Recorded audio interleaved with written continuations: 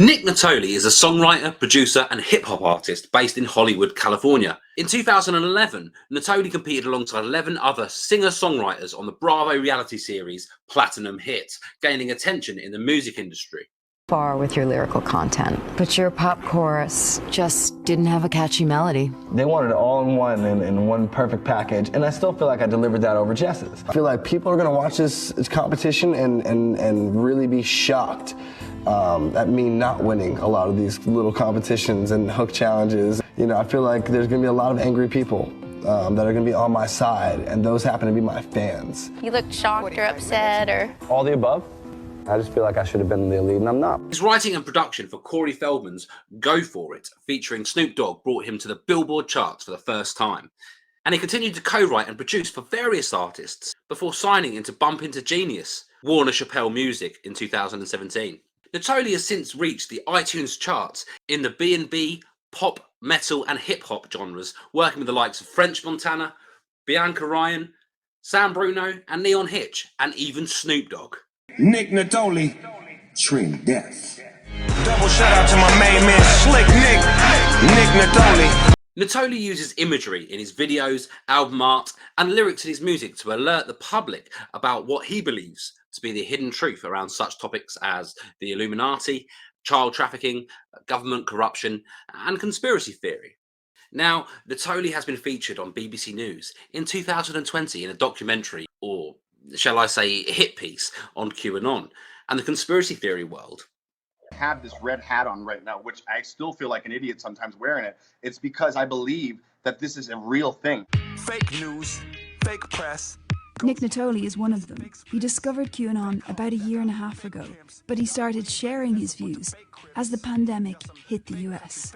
He can spend up to 16 hours a day online researching conspiracies. JFK was definitely murdered by CIA. You're taking it from someone who's got JFK on their arm. 9/11 was an inside job. People in our government who are working towards a deep state, who are trying to keep us controlled. Children are being harvested. Children are being farmed for adrenochrome by celebrities and politicians. Do you subscribe to that? Not outlandish at all. Reptilian aliens, the Epstein connection. MKUltra is a huge one. This is conspiracy overload for me. I'm not sure I'm ready for it. It's clearly more than a hobby to you. What is it to you? It's life. It's doing the right thing. It's doing God's work on this planet. We're here to take the country back. We're not playing around. If Joe Biden wins, I'm scared for America, because I believe that QAnon will have something to say about it. And we are large, we are strong, and where we go one, we go all. Down some deep rabbit holes, he certainly was. He came back on the BBC just 13 days ago to give them an update. And it would seem that his views may have changed on some topics. A lot of people are asking the same questions that you and I are, like what's going on, what's next, you know, Trump not being president. That was a huge part of this entire belief system. Where is Q? We haven't had a lot of Q posts. That's another part of it. You know, at the same time, Prince Andrew's still under investigation. Jeffrey Epstein's not going away. Ghislaine Maxwell is going on trial. You've got quite a lot of followers on Instagram. You think you kind of pulled anyone else into it? Definitely. Are you worried at all that you're wasting their time? No, I'm not.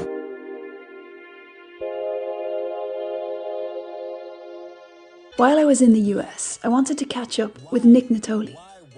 Because back in 2020, I met Nick on the internet. The pandemic wasn't real, and the race war isn't real. Why are you here? If there's no left in my country, you're not even from here. And he had some pretty controversial views.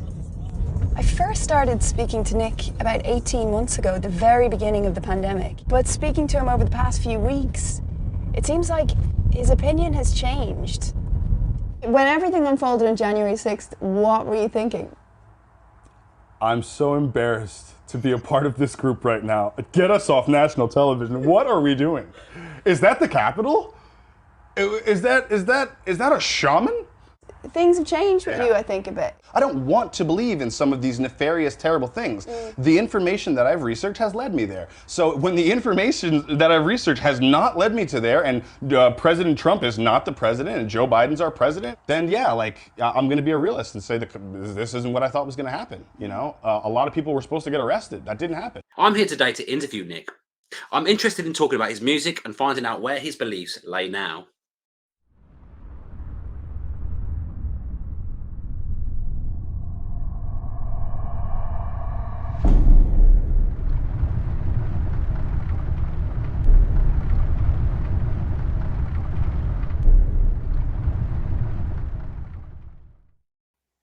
So I'm here with Nick Nitolli. Hello, Nick. How you doing? I'm good, man. How are you? Yeah, great. Thank you. It's great to connect. Same. Yeah, actually, the first thing I wanted to ask you is why reach out to me? Of the other interviews and things I've seen that you've done. Man, I came across a Jordan Sather interview that you did on YouTube and just kind of went down your YouTube channel like rabbit hole and really dug the work that you're doing. I think it's admirable and I really appreciate the work that you're doing. And I mean, a lot of people are talking and doing stuff like this, but not a lot of people have the information to kind of back it up. And so a lot of them are talking out of their ass, and I don't think you fall into that category. And I wanted to hop on and get a conversation with you, man. Yeah, I really appreciate you reaching out. And obviously, after you did, I went down and had a look at what you've been doing and some interesting stuff. So I've already said in the intro who you are and what you do. But you being a sort of musical artist and stuff, I've always been a fan of rap and hip hop. So and seeing your work, I love that you're using your platform to try and get out there what you perceive to be the truth. Yeah. And there's not a lot of people sticking their neck out in that respect. A lot of people won't do that because they fear a backlash from the music industry. I'll say this: there's not a lot of people that are in the position that I'm in. Like, there's not a lot of people that are signed to a major label that are talking about any of this stuff. So, like, I pat myself on the back for really risking, my situation when my belly was full. Like, I was signed. I'm still signed to Warner and in a good position. So, I mean, a lot of people are just doing this off of their couch and stuff, which is cool. But I'm like, it's not the same. Yeah, I mean, it is about, you are sticking your neck out to say these things. And so, I mean, let's have a look at some of your music so other people can see. Awesome. I'm original, ain't nobody like me. Y'all just typical, wanna be just like me. I'm a different blood, y'all are probably type B. No secrets anymore, seems like everybody knows. There's no lies left to expose. Well, I guess that's how it goes. All the bombs went up in smoke, all the stars and stripes in bold. All his stories Barry wrote. Well, I guess that's how it goes. That's how it goes. That's how it goes. That's how it goes. That's how it goes. And I guess we'll never know. That's how it goes. Feels like a war against the percentage, but they got the money, so they got the leverage, but we got the people, don't ever forget it. And we got a movement that starts with a letter. Why are we fighting for toiletries? Feels like the world got a hold of me. I just turned off all that CBS. Now it feels like I can CVS. Why are you down on one knee? Cause of a feeling you had.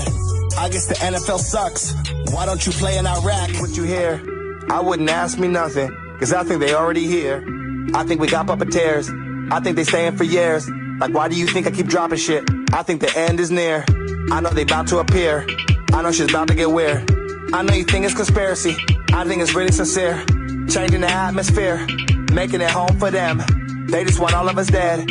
No, I am certain of it. I tread like all of the cams. Back to the government. That's who controlling this shit. I'll be exposing this shit. Most people don't know this shit. They want control of this bitch. Wait for the world to be over. We know it already is.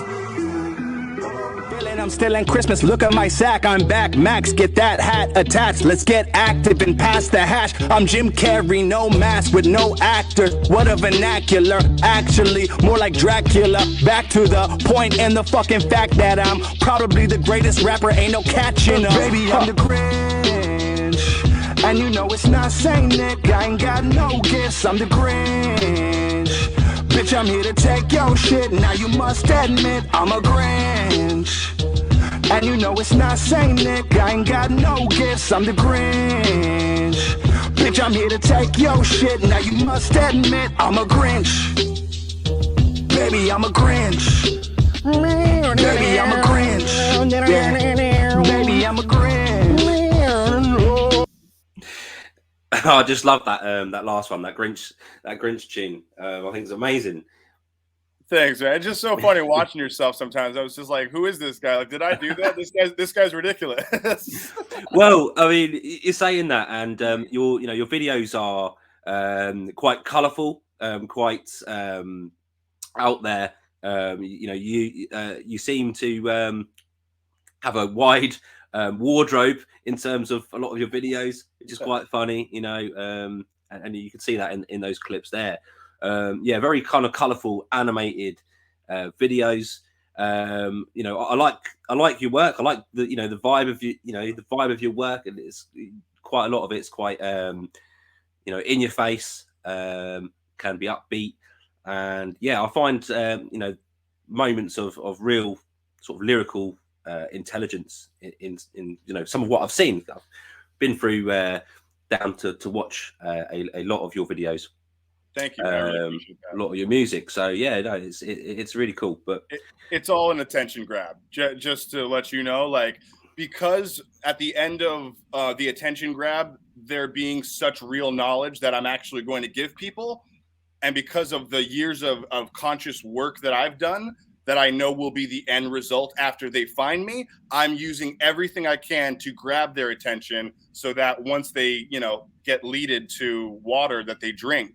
So I'm really using it as I am clickbait to the ultimate degree, because I'm really just trying to get as many people woke and conscious. And I know that a lot of people are not, doing videos or songs about adrenochrome or, talking about, government corruption, or doing a full video about 9/11 and being an inside job, and showing the faces of the suspected hijackers and stuff. Nobody's doing that in 2021 or 2022 rather. So that's why I'm dressed up like Avatar. Yeah, or the Grinch, or exactly. It's and I love those movies, and I'm a movie buff, so that's just fun.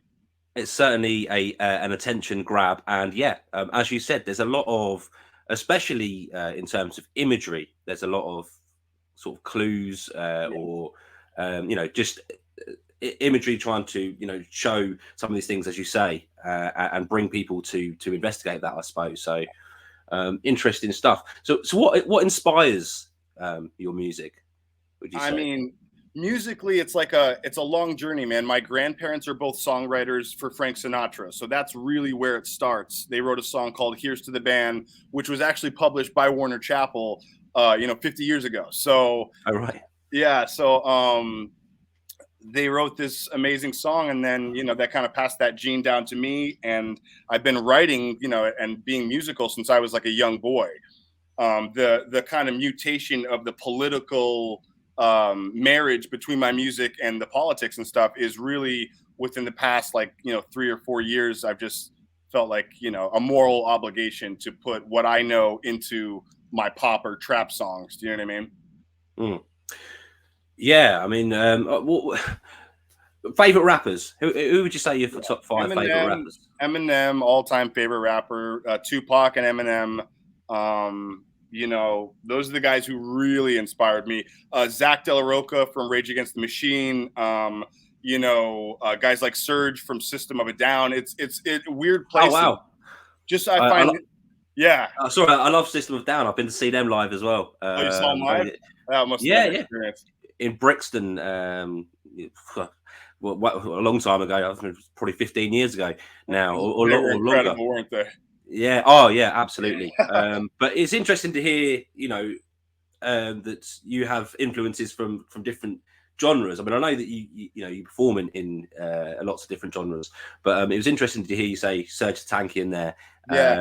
And so I asked about rappers. So rappers, for me, I know. I was just about to say I'm sorry because that's all right. That's fine, because that just shows that it's a short list though. When it comes to hip hop artists, it's a short list of people who really inspired me to start rapping. I am a biracial kid who grew up in a white family, so my older brother was bringing home Offspring albums and NoFX and MXPX and Blink-182. So I was versed into so much different music. When I decided to join the hip hop community and be a rapper, I had the most outside knowledge of the hip hop community. Nobody's listened to the records that I've listened to. So it was just kind of fun. It was I knew there was nobody like me in the game. All great bands, by the way. But yeah, I guess they're all of this kind of background of having a wide variety of influences is really interesting. like really, I'm sorry, punk rock like really started it because it was so anti-government and anti-establishment. So I was always down with that aspect of the music, but I was a punk rock kid. I listened to rock and I wasn't even thinking about hip hop. So that kind of like happened later in life. And then once I had all of this punk rock information and conspiracy, theorist information, it all just kind of, bonded really well together. Yeah, when I absolutely started rapping. Yeah, no, I like what you say about the influence of anti-establishment and things. Going back to Sex Pistols and things like that. The whole kind of the era of anti-establishment in the UK, man, and anarchy in the UK. Yeah, so that relates to me a lot. Yeah, I mean, for me, my top rappers would be Eminem. Well, actually, no. First would be Tupac. Eminem is how I got into this sort of music, and he's like one of the greatest of all time. And I probably started at like 13 listening to him, and that's what got me into this genre. And then Biggie, Nas, maybe. One probably controversial one on the fifth is someone who's up and coming at the moment, is doing quite well, is Tom McDonald. He's does a lot of he's an independent artist. He does a lot of he mentions conspiracy theory in his videos too, but for me the big aspect around him is kind of mental health that he includes into his songs, and I know that's becoming a lot more popular. Like I know like Lil Peep and a lot of different rappers like talk about mental health and Triple X and stuff like. And that's become a huge aspect of the hip hop community, which I think is fucking great. I mean, it's like, why weren't we doing that for the past 50 years? It makes no sense to me. I love what guys like Loza are doing and Topher. These are guys that I listen to and, I get inspired by myself. They're all like MAGA rappers, Forgiato, all those guys. Let's talk about the conspiracy theory aspect to your work. This was recently, and we've just seen a clip at the beginning of the video. You were recently involved in a project with the BBC, who picked you up. And I mean, how did that come about? Yeah, man, they just hit me up on Instagram, like when the pandemic was at its height of like posting with conspiracy theories and talking about, bloodthirsty lizards and this, that, and the third. And so they hit me up on Instagram. They saw I was posting about particularly adrenochrome and stuff. And so they were like, would you be willing to get on and talk to us, about your beliefs? And I was like, in my back of my head, I'm like, I know you're going to edit the shit out of me, but this is a great promotion for the project. Like I said, I'm trying to lead horses to water so that they drink. So as much promotion, as much press as possible. And, I got on there and said, I think that fucking JFK was murdered by the United States government, the CIA, and they let it air, dude, fucking every country and translated it. So I was down with it. This is true. Because I suppose some people have questioned your choice to do that because it would, it could be seen negatively. You could, some people, I've seen a comment saying, well, this is proof that Nick is involved with the fake MSM media. That was a comment that I'd seen. There's some people that think that, that you were involved. You kind of, was set up perhaps to do that. I mean, I watched it. I could see that it was, for me, I mean, it really, the underlying thing was it was a hit piece. It was trying to spin a negative light on anyone thinking that way. But I mean, you came across with a lot of this stuff, very enthusiastic, and like you say, you managed to get some of this stuff aired, which wouldn't usually be put onto mainstream media, even if they're trying to spin a bad light on it. You could see it that way. There's other people that have, I've seen some people saying, just clout chasing. But how do you respond to that? Do you respond to people's? Listen, at the end of the day, like as a conspiracy theorist myself and somebody who used to scour the internet for fucking YouTube videos like this one, to get on national TV and to say 9/11 was an inside job and I think CIA killed JFK, all this really cool stuff. I just think that they didn't really realize what power they were giving me. Do you know what I mean? Like, I think they thought they were making me look like a crazy person. And instead they just broadcasted some really harmful information to the establishment and they just keep replaying it. I think it's hilarious. Well, saying that, this was back in 2020, you say? Mid 2020, say something like that. Yeah. And they have literally, 13 days ago, had released where they've caught up with you recently. Right. Is that right? Yeah. We went to Vegas with them for the convention for the Patriot Double Down in Las Vegas, Nevada. Oh yeah. Okay. All right. So that's where you met. So that's why there's obviously a clip with you outside outside Vegas that I got. Yeah. So part of that revisiting you, the lady who's I can't remember her name, but Steph Haggerty. She's a BBC correspondent. She said she wanted to catch up with you, and she said that maybe you've mellowed. She didn't say mellowed, but maybe you've mellowed over some of your views. That's all TV, brother. I didn't mellow nothing. Okay, all right. Well, I was just wondering because obviously some of the stuff, and you said there, and the thing is I spend a lot of time, I've obviously looked into conspiracy for many years, most of my life actually now. Yeah. When I see people talking, and part of what I do is I go on and I say, hang on a minute, there's something strange about that, or I don't subscribe to this theory. So when it comes to the 17th letter, it's not something that necessarily I put a lot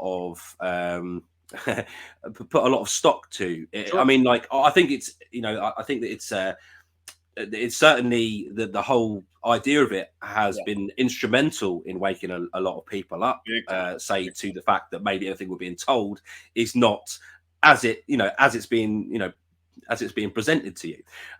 So I think that there was good in that. I wonder whether people behind that may not all be of genuine intention. Sure. Whether this is a psyop, say, and I suppose by definition it is a psychological operation. So. Sure. So there is this, and there's something that you said, which is in the second part when they'd revisited you, which really made sense. Were you saying Trump was meant to be our president again by now, and obviously he's not, and we've not seen any more drops. But however, we're seeing this going on with Ghislaine Maxwell, we're seeing this going on with Prince Andrew and stuff. So that for me showed maturity of actually, let's be real here, and let's talk about how things have changed and how my mind might have changed. So when I say that you've mellowed down, I didn't mean you've gone softer. What I meant was that maybe you were practicing discernment, and that's a big part of what I talk about in my show, and what I try to when I make videos. I try to look at are some of these people that are talking about conspiracy theory and things like this online, whether they are capitalizing on the 17th letter, whether they are using these things, even with religion, trying to be, trying to make it very sort of Christian, Jesus loves you, whether they're using that, whether they're using, sort of spirituality and New Age stuff, whether they are, some of these things are quite cult-like, and they get a lot of people can gravitate to that, and these people might not have this secret intel that they're talking about, right? Sure. So I think that this really can negatively affect people. So there's something that she asked you on the show, which was, do you think you've drawn people in and into this stuff? And do you think, I can't remember exactly what she said, do you think this may have a negative effect on them or something like that? Yeah. So the point I was making is practicing discernment, and that showed to me that you were actually going, well, let's take a step back, actually, because she asked you about January the 6th as well. Yeah. And you had put across that, well, actually, I was looking around going, right, this isn't quite right. This isn't what I came here for. Is that right? Is that fair to say? Yeah. I mean, I love a lot of what you just said. And that's one of the reasons why I wanted to get on and rap with you, is because the things that you and Jordan were talking about was like the responsibility of talking about Nasara Jassara and leading people down a path where they might stop paying their bills, or they might do something, harmful, etc. And that there is a responsibility when you have this platform and people are listening to you. And I personally feel a lot of responsibility for, saying a lot of stuff that I said last year without really, waiting it out or, testing my theories, etc. A lot of it was based on prior stuff like 9/11, like JFK. And so once you have all those ducks in a row, you say, yeah, if it, quacks and it smells and walks like a duck, it might be a duck. So But I love what you just said about that, because it's a big part of the way I think. And the whole trip with BBC was basically me trying to tell them, hey, listen, I'm not an illogical asshole. Like, I think logically, and there is a lot to say that's negative about this whole 17th letter of the alphabet group. However, we can't look away from this, and this, which are the foundations of this group. Like, that's what they're really talking about, is, you know, stuff that's been proven. Epstein, Ghislaine Maxwell, you name it. So it's like, you know, I told her I don't want to, they put this on fucking Yahoo News and blasted me to the whole world. I don't want to believe, which is like a play off the X-Files thing. Oh, like, yeah. You know, I do want to believe. You really want to know. Like, but at the end of the day, I'm not going to be illogical. I'm not going to psych myself out, because I'm really seeking the truth on my own accordance. Like, that's what I do. You know what I mean? I do my due diligence. I stay up at night. I really want to know. I don't want to lie to myself and psych myself out. I want to know what's happening in the world and protect the people that I love and care about. Sure. I think that's admirable. And I think that you know, that speaks of your, you know, your good intentions by what you're doing. You know, they did really cherry pick that comment that you made. I don't want to believe, because it was, I don't want to believe in all this nefarious stuff, as in, you know, it's horrible stuff to think about, you know. Sure, exactly. But they've framed it as he doesn't want to believe in conspiracy theory and all this lot. You know, they it just shows how the MSN can, you know, twist things, even though that is what you said, but that's not what you meant. You know, twisting context. And like, going into that, like, I knew what they were going to do. I come from a Bravo reality TV show. That was my like entry into Hollywood, so I know the editing process. I know how crazy it can get. But at the end of the day, man, like, I was just a really genuine person with them, and honest and kind. And you know, what they did with their lies and fake media stuff, that's on their soul. That's on their conscience. It's not on my conscience at all. You know what I mean? Like, I have no bad feelings about what happened in Vegas. Me and my fiance had a great time. You know what I mean? We spit the truth at people all day long, but they lied. They were corrupt. You see what I'm saying? So, like, you know, morally and spiritually, I don't fear what's coming to me karmically. Fantastic. Well, let's have a look at. I want to have a look at some art now. There's a lot of, you know, I've been through your Instagram, and obviously there's a lot of album art, a lot of obviously pictures, a lot of promotion, stuff like that. Sure. So going on the throughout your you know, you say that you're trying to get out there the truth by using imagery and things like that. In a lot of your videos, you use a lot of sort of hand signals, and things like that, and usually these sort of hand signals are covering the eye, or, you know, the eye of providence. These are usually used by people who may be you know, that may have sort of nefarious influences behind them in the music industry, in Hollywood, etc. And they will use these symbols. And I noticed that this is quite heavily involved in a lot of the artwork. So I want you to talk me through your thought process behind what you're doing, and some of these images, if you will. Back to clickbait. I hate to kind of demoralize everything that I'm doing and kind of take the mystery out of it, but back to clickbait, man. Like, I've got a serious, important message that I feel like the American people need to get. And so I'm willing to use any means necessary in order to get them that message. I know about the, you know, what the symbolism means. I know everything. You know, I'm very well versed in this. I mean, extremely well versed in this stuff. So at the end of the day, you know, I'm having some fun. I'm playing with my audience, but I'm really just trying to, you know, put a smoke alarm out and say, hey, Nick Nitolli, what's he got in his artwork? I don't know. What's he doing in his video? I don't know. But what is he saying is the end goal. That's where I'm trying to lead everybody to. I mean, that makes sense. But at the same time, you know, I look at this stuff and I get a lot of flack. Well, to be honest with you, could imagine, because on the one hand, you're saying, you know, you're saying you're exposing these, and you're exposing these things. You're saying them, and then on the other hand, you see, I'm, you know, seeing a lot of, you know, the 666 circle, you know, on the eye, the covering of the eye, and throughout, and so you're saying that this is really about drawing people in to ask why, and then hooking them. Yeah, if you can take an example, if you can take a small example of what I'm talking about, why are you talking to me about this? That's what I'm talking about. I got M Seeker of Truth to ask me that question. That's what I'm saying. That's the fire and the heat in the Nick Nitolli project right now is, what is this about? Well, what's that about? Well, is he in or is he out? Or if you're talking about it, then my job is done and I get to walk away from the computer screen and go back to bed. Like, my job's done, man. Like, well, you certainly got my attention anyway, and it's certainly. But I've been like, right, okay, let's look into this, let's look into that. So, like, yeah, I mean, another example of album art again with the Eye of Providence, but as just explained, this one is quite a striking and shocking image. Yeah, I mean, this is from what's this from? Oh, that's from the Adrenochrome music video shoot. Which that's a perfect example of what I'm talking about. So like in the background of the video, I'm talking about the Franklin conspiracy. I'm talking about the Franklin cover up. I'm talking about Disney and if you look at the chalkboard that I'm writing on in the background, it has got everything you need to find out all of the corruption in the United States of America. It's like the Q map that it just is. Yeah.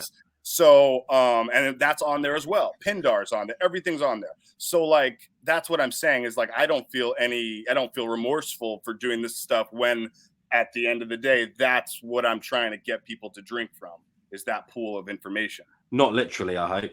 Yeah. Get people to drink from that. Blood. Because you did have a cup full of blood there. Yeah, reptilian aliens is a huge belief of mine, like the whole reptilian alien agenda. So if you look at the cover art, like my symbol is the snake, like my a lot of images and a lot of artwork in the cartoon sense has snake images and reptilians and stuff. That's just to lead you to figure out what's happening with that, because I believe in that whole thing. And just to say, guys, practice discernment. Go out there and research these things. Nick's views are not necessarily those of mine. However, I have 100%. Been down these rabbit holes, and I have looked into certain things which are quite shocking, like the was it the church at the back of the Vatican is built just like a snake. The snake. So the eyes of the serpent. Say that word, so let's say it, snake. The snake, yeah. So I mean, there is a lot of interesting things, especially when you look through history. But something guys, go out there and research yourself on that. Don't believe me. That's my favorite thing any researcher's ever said is don't believe me. Go out, do your own research, do your own due diligence, find out the truth for yourself, What's this product? This is a vapor product. I actually have it right over here. It's for like vaping marijuana or tobacco products, etc. But they hit me up. They wanted to sponsor me. And, again, like I saw their symbol. I'm like, oh, that's a triangle. I'm going to put that over the eye. People are, I feel like, more likely to check this company out and myself out because of this imagery. Listen, what people have already done with this imagery now, 20 years later, it's become something else. Now people like us are able to take it and use it for our own means. The same way LGB is being used for Let's Go Brandon right now, as opposed to, the LGBT movement. It's like, if you're going to, take some of our hashtags, we're going to take some of your hashtags, etc. So saying this, I think this actual the symbology behind this is actually of Viking origin, if I'm correct. Actually, so it's not their symbolism. Sorry, their symbolism, like the pocket. This the three interlocking triangles. If I believe, like a lot of people mistake this for sort of Masonic Illuminati symbolism, but I think this one actually might have roots in Norse mythology. I may be wrong on that, but anyway. The point I'm getting with this bit is some of the product promotion. So this one here is quite blatant. I mean, how are you getting all of these brands with this? This. Yeah, I mean, at the end of the day, like I think a lot of people are seeing and hearing what's going on, and they're like, "Well, he's our guy." Like a couple of vapor companies that were called like Illuminati Vapor hit me up and wanted to sponsor me because of the videos and the stuff, the imagery that they're seeing. It's like, listen, I'm putting this out as a calling card. If you know about this, if you've heard of this symbol, if you know about these snakes, then Nick Nitolli, come listen to this music. You see what I'm saying? I get it. But it's just so weird that these companies that all have these all-seeing eye are contacting you. It seems like almost like they want to chuck their symbolism on your head Right. to be like, to laugh in our faces in a way. Do you understand where I'm coming from? Yeah, a lot of people from my marketing hit these people up. Like, it's a lot less mysterious than you think. Dude. Okay. And then there's a clothing brand. Just one more I look at, and I like that top actually. Turn off your TV. Hey Judith is a friend of yours, yeah. Yeah. I know. She's dope, man. She's a patriot. I respect her work. I think I follow her on Instagram. I think that's why that's come up. So the other, just this last one, the cap here. I mean, this is just straightforward. There's not even any sort of variation to the symbol. This is very much a Masonic symbol, plain as day, right on your hat. And I get your explanation for this, and it makes sense. But this one was just like, hang on a minute, like this one's quite silly because I wouldn't go around wearing that in the street, Yeah, listen, and I'm a weird guy when it comes to the whole Masonic thing. Like, I am a Freemason. I am a Freemason. I align with a lot of Freemasonic beliefs and ideals. There's a lot to Freemasonry that is not nefarious. There's a lot to the Brotherhood that's just has nothing to do with nefarious ideas or taking over the world. A lot of the best and most amazing American patriots happen to be Freemasons. So there's a lot of the history that I actually appreciate and promote in a positive manner. Listen, that symbol right now, if you're talking about that symbol, where is it found in the majority of media? It's Nicolas Cage's national treasure. And this is a promotion from Disney about Freemasonry. So it's like, I'm trying to change that. I'm trying to say that maybe that symbol is now on a patriot's back who is talking about what's happened in his country, having to do with Freemasonic beliefs and Freemasonry, and promoting what he's talking about, which, as you've heard in my music, is nothing but the truth, man.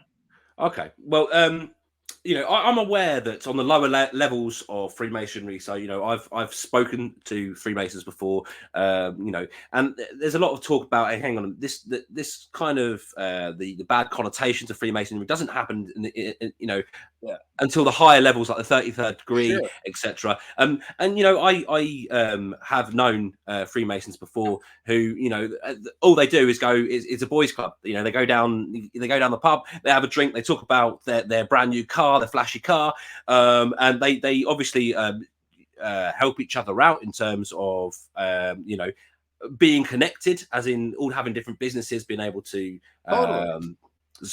help each other out, and doing the the kind of homeless, I see them going out giving food to the homeless and doing these sort of community activities. So I'm not saying that anyone that's going to be a Freemason is bad. I mean, I'm quite surprised that you've said that. And I don't talk about it, I don't like give lodge numbers or talk about it in interviews and stuff. Like, it's a personal part of my life.